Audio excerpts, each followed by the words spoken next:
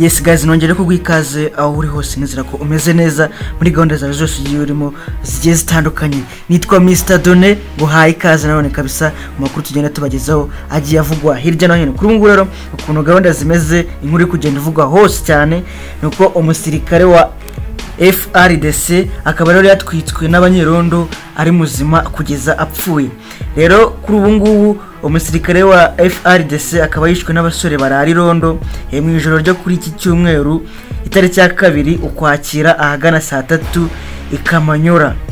territoire ya Warungu muri Kivu y'Amajyepfo. Rero amakuru aturuka muri societe civile yerekana ko ari umwe mu basirikare batatu ba FRDC bafashwe nyuma y'igikorwa cy'ubujura cyakozwe n'abantu batazwi mu nziri mu mujyi wa Kamanyora. Rero abashinzwe irondo barabimenyeshejwe bakurikirana abo basirikare bafata umwe muri bo bamutwika ari muzima nkuko iyi nkuru dukesha Media Congo Net ibivuga. Rero umwe mu bavuganye n'uru rubuga yagize ati umusirikare ukekwaho kwiba yatwitswe ari muzima n'abasore bakora irondo bamufatiye ku marembo y'inkambi nyuma yo kwiba mu nzu ikamanyora. Papi Matabaro umuyobozi w'umujyi wa Kamanyora akaba yemeza ko iki kibazo cyabaye nyuma yuko hari n'umuvunjayi ukorera mu mujyi wa Kamanyora warashwe agakomeretswa n'abantu bitwaje imbunda muri iryo joro. Gusa ariko si ibyo gusa biri kugenda bivugwa hara muri Kongo kuko bivuga kuri izi ngabo za FRDC kubera ko kuri ngubu izi ngabo zabashije gusubiza inyuma Maimai nyuma y'iminota 40 y'imirwano yarimo ibera ibutembo. Rero abarwanyi ba Maimai mu gitondo cyo kuri iki cyumweru itariki ya 2 ukwakira 2022 bakaba baragabye igitero gishya ku birindiro by'ingabo za Repubulika ya Demokarasi ya Kongo FRDC biherereye mu majyaruguru y'umujyi w'ubucuruzi wa Butembo mu majyaruguru ya Kivu ariko zisubizazwa inyuma. Rero aya makuru abanyamakuru bakesha umuyobozi w'umujyi wa polisi y'igihugu PNS mu mujyi wa Butembo komiseri mukuru Paul Ngoma Ditonto Jean Paul nkuko tubikesha Actu yagaragaje ko kurasana hagati ya FARDC n'izi nyeshyamba byamaze iminota igera kuri 40 bityo bigatera ubwoba abaturage. Rero kugeza ubu nta byangiritse cyangwa ngo hagire abantu basiga ubuzima nkuko amakuru agera kuri urubuga abivuga ngo ituze ryagarutse kandi ahantu hose hagenzurwa n'inzego zishinzwe umutekano. Rero akaba yahamagariye kandi imitwe yitwaje intwaro ikihishe mu mashyamba gushyira intwaro hasi mbere yuko ingabo za leta zibakurikirana aho bihishe. Ndamubwira rero ko atari ibyo byonyine biri kugenda bivugwa hariya mu gihugu cya Kongo kubera ko Ubushinwa kuri ubu ngubu bwasabye M23 n'indi mitwe ikorera muri RDC cyangwa se muri Kongo nyine kurambika intwaro hasi. Ubu ngubu nyine kuko intumwa ihoraho yungirije y'Ubushinwa mu muryango w'abibumbye ONU Daiping yasabye imitwe yitwaje intwaro ikora muri iki gihugu cyo ku mugabane wa Afrika by'umwihariko wa M23 yasabye ko yarambika intwaro hasi byihuse. Rero Ambassadeur Day ubwo yagezaga ijambo imbere y'akanama ka ONU gashinzwe umutekano i New York yasobanuye ko abantu benshi bazize ibikorwa by'imitwe yitwaje intwaro irimo M23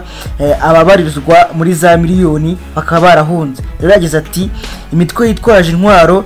irimo M23 yatumye habaho umubare munini w'abazize ibikorwa byayo. Rero izindi miliyoni zabo bava mu byabo. Uyo rero mu diplomate nkuko bigaragara ku itangazo ryasohotse kuri wa 2 ukwakira 2022 yatangaje ko Ubushinwa bushyigikiye ibikorwa bya leta ya RDC byo kurwanya ibikorwa by'urugomo n'ingabo ziri mu butumwa bw'amahoro bwa ONU hamwe n'iz'ibihugu byo mu karere ka Afrika y'Iburasirazuba. Rero yavuze ko kandi mu gihe iyi mitwe yarambika intwaro hasi yose nta numwe uhejwe yakwitabira imishyikirano hagati yayo na leta ya RDC bigamije gushakira umuti urambye ikibazo cy'umutekano muke. Rero Ambassadeur Daibing akaba yagaragaje ko ONU yaharanira ko abanyafrika bakwikemurira ibibazo byabo binyuze ahanini mu mishyikirano. rero nagira ngo guys murabyumva yuko hari muri Kongo rwose ibintu byaho bitoroshye bimeze nabi rwose muri Kongo hari kugenda havugwayo amakuru menshi cyane agiye atandukanye agenda avuga ku bintu bigiye bitandukanye ariko nyine bigaruka ku ntambara yaho y'imitwe y'iterabwoba ngira ngo murabizi ko hari muri Kongo ni igihugu cyo muri Afrika kirimo imitwe y'iterabwoba myinshi cyane ngira ngo mwagiye mubyumva no myinshi yashize aho zagendaga zinarwana n'ingabo zabo si ibyo gusa kandi nagira ngo ngure ko muri Kongo nanone inyeshyamba zishe zikanatemagura abaturage bagera kuri 14 rero mu gitero cyagabwe ku baturage abagera kuri 14 bahise bahatakariza ubuzima nyuma yo gutemagurwa n'inyeshyamba zihishe mu burasirazuba bwa Kongo rero ni mu gitero cyagabwe ku baturage bagera kuri 14 bakaba bahise bahatakariza n'ubuzima nyuma yo gutemagurwa n'inyeshyamba zihishe mu burasirazuba bw'iki gihugu cya Kongo rero amakuru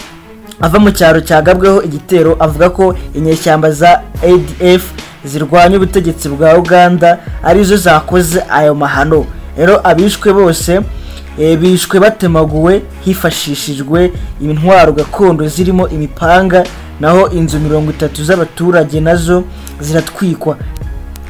hanyuma rero izo nzirakarengane zikaba zashyinguye mu cyobo kimwe kuri iki cyumweru dusoje rero abaturage bakaba bakomeje kugaya ingabo z'igihugu cyabo FARDC kutabatabara ndetse no kutaba bataboneka mu duce bivugwa ko twiganjemo imitwe y'inyeshyamba idahwema kujujubya abaturage rero inyeshyamba za ADF ni umwe mu mitwe ibarirwa mu binyacumi ikomeje kuzegereza uburasirazuba bwa Kongo igisirikare rero cya Uganda giherutse kugaba ibitero simusiga ku birindiro by'inyeshyamba za ADF mu mwaka ushize ikaba kinatangaza ko cyawuranduye burundu gusa izi nyeshyamba zikomeje kugaba ibitero ku baturage yes ngira ngo murabyumva rero ko muri Kongo ibintu rwose bitoroshye muri kara gace k'iburasirazuba bwa kiriya gihugu ntago borohewe kuko inyeshyamba zibamereye nabi ziri kugenda ziba jujubya nkuko bigenda bigarukwa n'amakuru aturuka muri kiriya gihugu avuga yuko rwose batorohewe abaturage baho nkuko nyine bagenda bavuga yuko rwose batishimiye ingabo zabo ko zitari kugenda zibatabara cyangwa se ngo zibakize iyi mitwe yitwaje intwaro ntago bari kugenda nyine izi ngabo nago ziri kugenda ngo zijye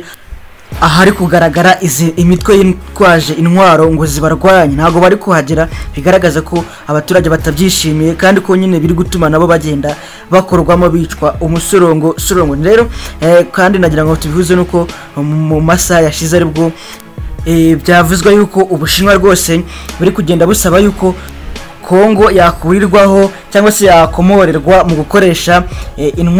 intwaro kuko byagaragajwe yuko nubundi mu iminsi imaze gushira abaturage ba Kongo rwose bari kugenda bapfa abantu benshi cyane bari kugenda bapfa rero ikaba itangazo ry'Ubushinwa rikaba rigaruka ku mutwe wa M23 ikaba rivuga ko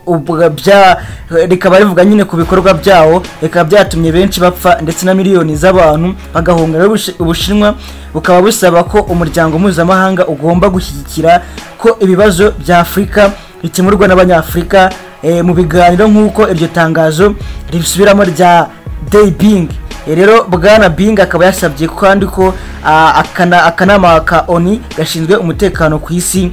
kuvanaho ikomanyirizwa rya RDC cyangwa se nyine Repubulika Iharanira Demokarasi ya Kongo mu by'intwaro kuko nta mpamvu rero zirambuye zitangwa cyangwa se zitangazwa z'impamvu Ubushinwa bwifuza ko iryo komanyirizwa rivanwaho guys rero nagira ngo murabyumva yuko muri Kongo ibintu bitoroshye na gatoya rwose intambara ziracyari yose nagira ngo ngura yuko iyi ni Kaida TV wowe kura subscribe dukomeze tugene tubana no mu yandi makuru agiye atandukanye agiye agezweho agenda avugwa nitwa Mr Done ciao ciao